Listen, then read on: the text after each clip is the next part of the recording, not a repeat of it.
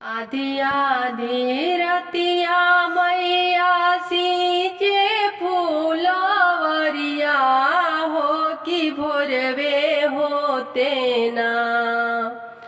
आधी आधी रतिया मैया सींचे फूलवरिया हो कि भोरवे होते ना। हो कि भोरवे होते ना।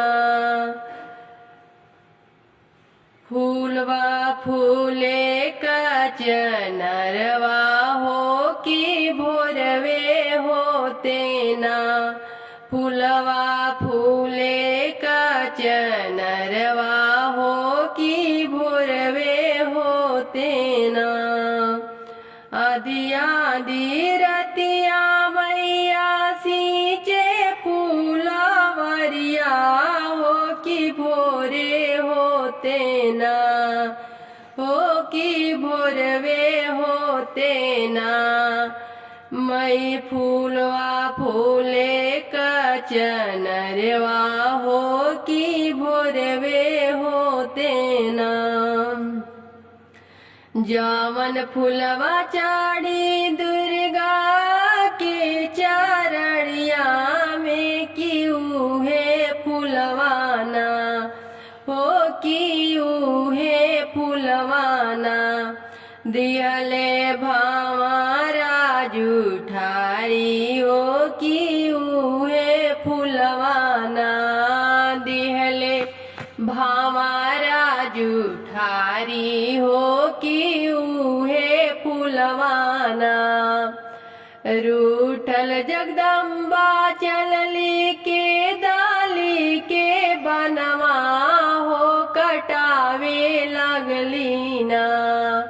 रूठल जगदम्बा चलली के दाली के बनवा हो कटावे लगली ना। मैया हरी हरी बसवा हो कटावे लगली ना।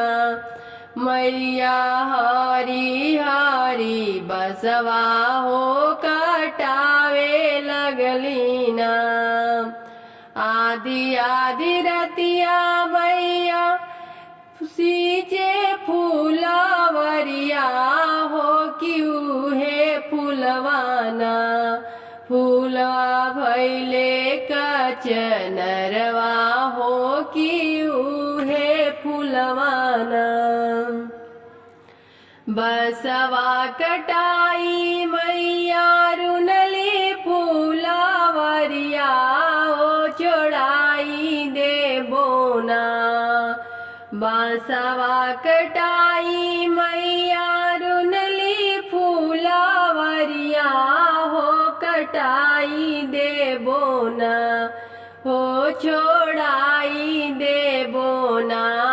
भंवरा तोहर आवाजैया हो छोड़ाई देबो ना।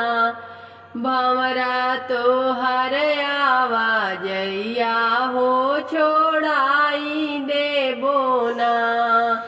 आसन लगाई मैया बैठे फूलवरिया हो कि रखवाली में ना।